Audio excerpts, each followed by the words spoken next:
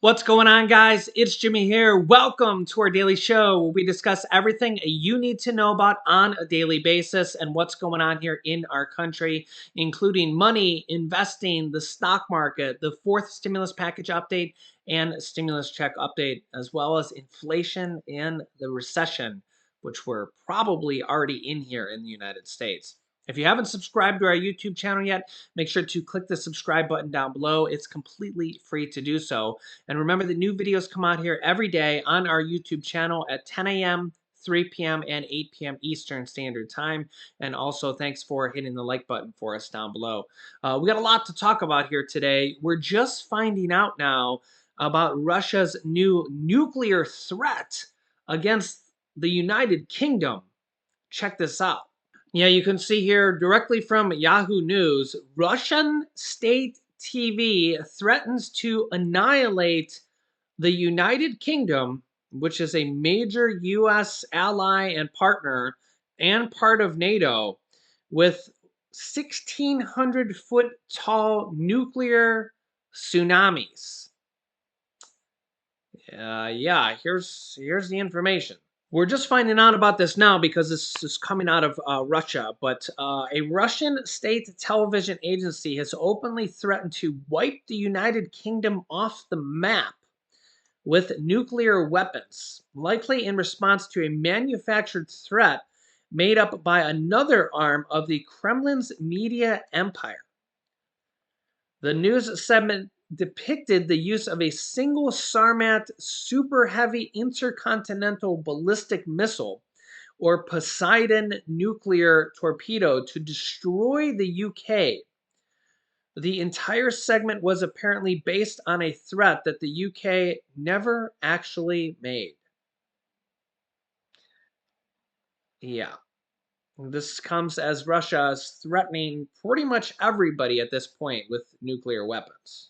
Want everyone to be their enemies? This is growing increasingly worrisome.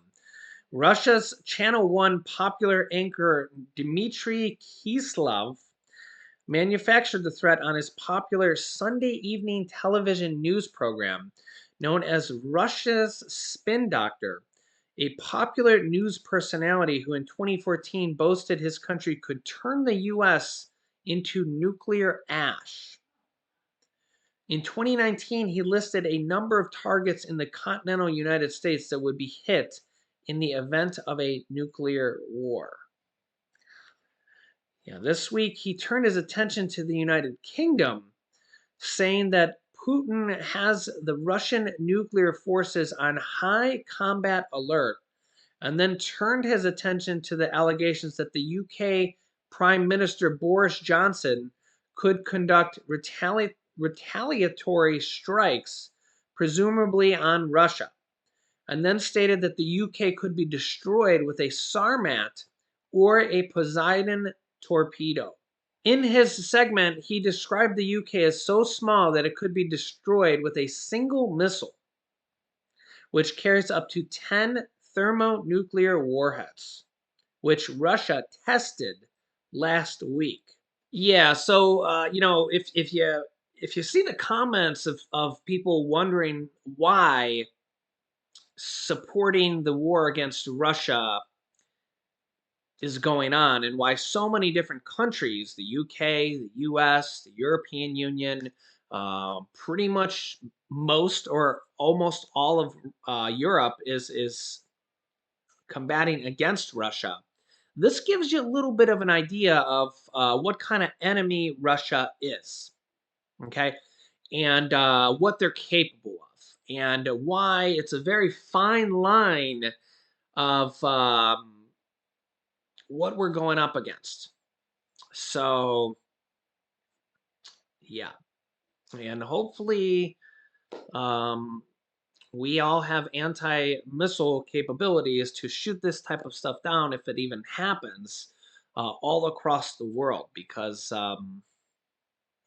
this is a nightmare situation. Let me know your thoughts here in the comments.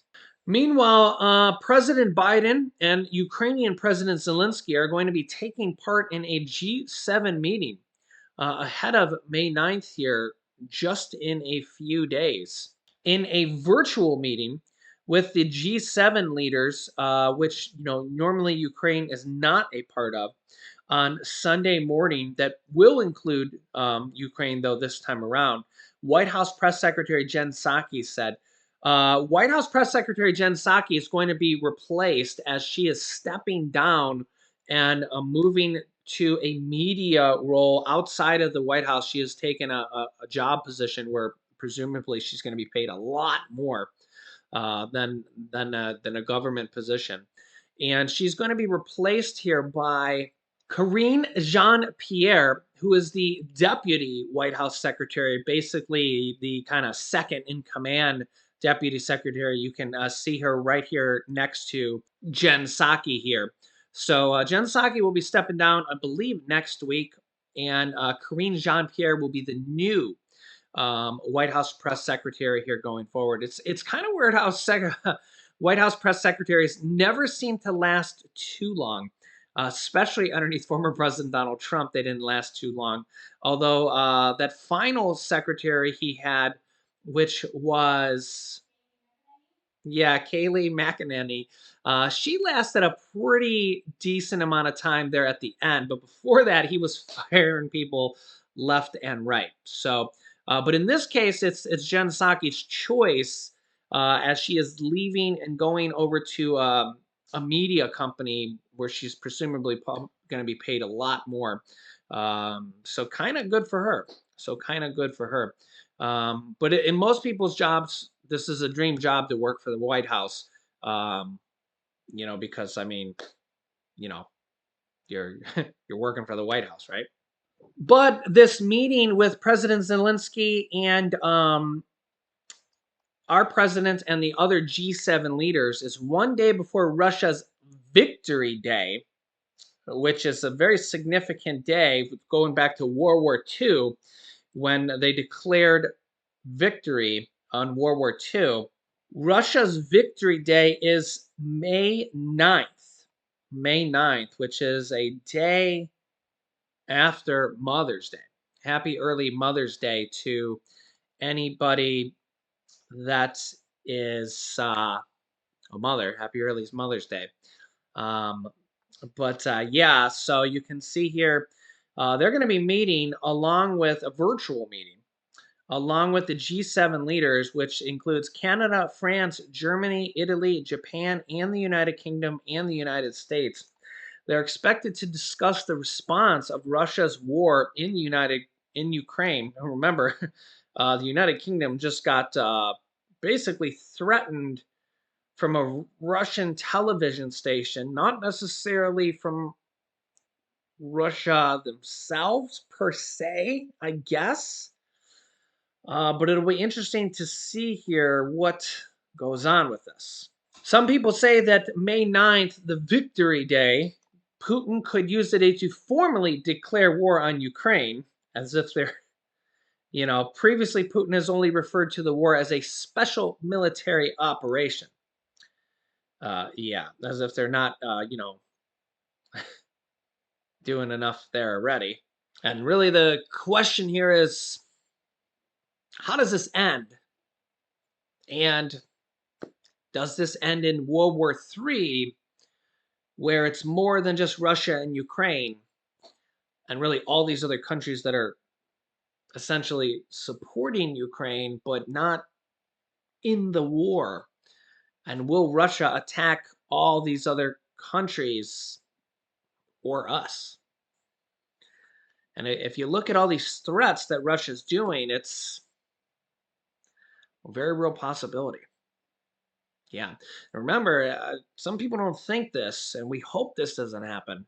But if we go back a few months ago, there was a lot of people that said this war would never happen at all. Remember that?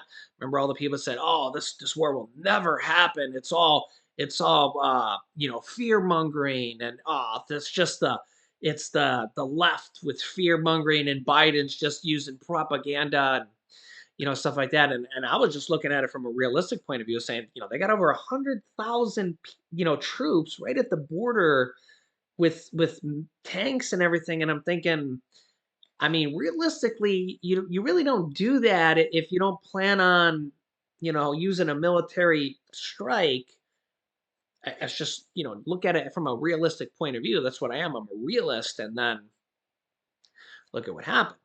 And now, when they start threatening all these other countries with nuclear strikes, again, we hope this doesn't happen. We don't want it to happen. It would be the worst thing ever. But you do got to take those seriously. So yeah, let's hope that it doesn't get worse.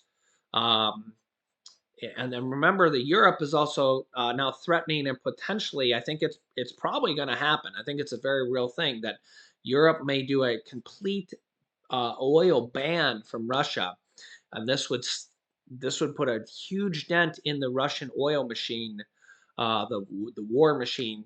It'd be a major blow to their economy and would stop billions of dollars going into their economy, into the Putin economy. And when the majority of the world stops buying their oil, all of Europe, this is going to stop feeding him. So it'll be interesting to see what happens, and this may force him to stop the war. Maybe. That's a big question there. Switching gears here, you may be owed or due money back if you used TurboTax for a quote free tax filing service. You may be receiving a check in the mail, or anybody you know, friends or family members. You might want to tell them about this or share this video with them. So yeah, you can see here, you might get money back directly from TurboTax. They just got hit with $100+ million settlement. A lot of money. Check this out. The $141 million settlement deal between Intuit, which is the maker of TurboTax software, and all 50 state attorney generals mean that over 4 million affected taxpayers who were deceived by misleading promises of free tax filing services will be compensated. Intuit will pay up to $90 to Americans who paid to file their taxes from 2016 to 2018 when they should have been eligible to do so for free through the IRS's Free File program. As part of that program, taxpayers who earned less than $34,000 for the 2018 tax year would have qualified for free service. And it's kind of weird, just as a business point of view, just thinking through this from a business standpoint, how TurboTax can offer free services and not make any money is just kind of weird. But I mean, they make money on a large scale. They're making millions of dollars. But details on how and when the money will be distributed has not yet been released. But I have now heard that you will get the check automatically sent to you. I'll try to get some more information on this. The settlement was a result of an investigation stemming from a 2019 public report based on frequently free didn't mean free file at all. Many who started in the TurboTax Free edition found that if their return required certain commonplace tax form, they would have to upgrade to a paid edition in order to file. And that there's a lot of desperation, people will agree, will click, will do anything to file, and ended up having to pay. And Intuit cheated millions of low income Americans out of free tax filing services they were entitled to. For years, Intuit misled the most vulnerable among us to make a profit. And today, every state in the nation is holding Intuit accountable for scamming millions of taxpayers, and we're putting millions of dollars back into the pockets of impacted Americans. Intuit, of course, denied any wrongdoing, but is still going to pay $141 million in the settlement. Intuit's stock now plunged alongside this settlement and has lost 35% of its value, with their shares now trading about $410. I will keep you up to date here on this developing story, but you could be getting, I guess, up to $90 back here if you think this might qualify you or one of your friends or family members.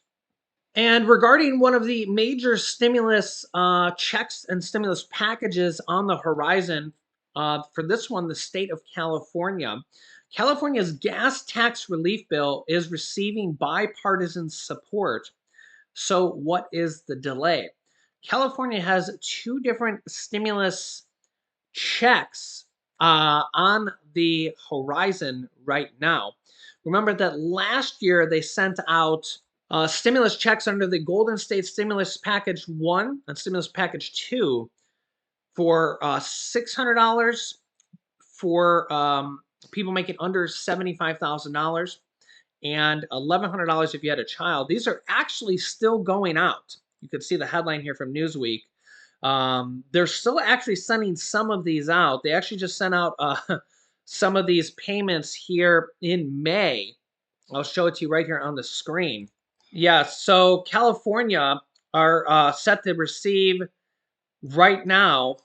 Some are going out here in May, believe it or not. So they're actually still sending some of these out here um, for people who haven't received their checks yet. These are for people that like had an address change, their check may have bounced back, they moved out of state.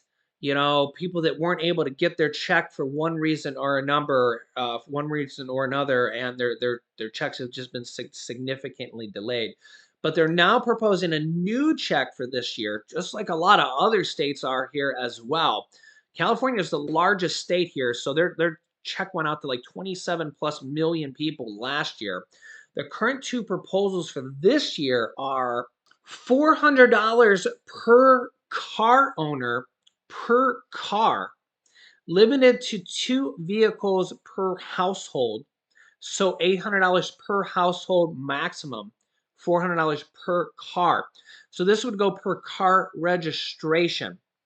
So again, it's a little bit different than last year, which was per tax filer. Again, if you're not normally a tax filer, and your state does require you to file a tax return, you can file a tax return even if you don't have any earned income.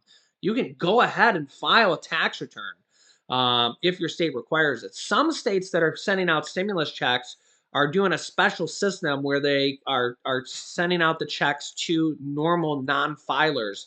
They're figuring out a way to do that. Some states are. That's why I'm trying to keep you up to date on each state individually when I get information. I'm trying to cover each state as much as I can. Um, the other proposal for California is $200 per person and per child. It has nothing to do with like owning a car. Okay, so this could be just basically $200 per person and $200 per child. And in addition to that, pausing the gas tax in California, which is currently, you can see here, 51 cents per gallon and is set to automatically rise to 54 cents per gallon in July. In July, if they can't pass this before then. This proposal would be $8 billion just for the $200 per person and $200 per gas tax. Okay. If they pause the gas tax as well, $50 or 51 cent per gallon and 54 cents per gallon, there's a proposal to pause that for an entire, I've seen two, potentially till the end of the year or potentially for a whole year. That I believe was $8 or $9 billion as well. So there's two different things there that could save a lot of people a lot of money as well. So let me know your thoughts here in the comments. California is just a massively large state. It's 25, 26, 27 million people. And that was just the people that got the checks last year. If you start talking about people that would benefit from like pausing the gas tax, it's even more people. I think California has like 45 million people or something like that that actually live there. So Let me know your thoughts. I'll keep you up to date here on everything. All the states coming out with stimulus checks and stimulus packages. A lot of states are doing multiple packages, and a lot of states are have so much money. As I'll keep you up to date here with the federal stimulus packages as well, and everything just going on here in our country, like Russia, everything. So let me know your thoughts. I'll keep you up to date here. Make sure to subscribe down below. It's completely free to do so. After subscribing, click the bell icon that appears next to the subscribe button so you get notifications when we go live, which is every day at 10 a.m., 3 p.m., and 8 p.m. Eastern Standard Time. You can click this video right here to see my wife in our video from yesterday. Really good video on that. We had a good debate. And if you didn't see my video on with Joe Manchin caught in a scandal, that's a good video you should watch here as well. So click on one of those videos next. Thanks for watching, guys, and I'll see you in the next video.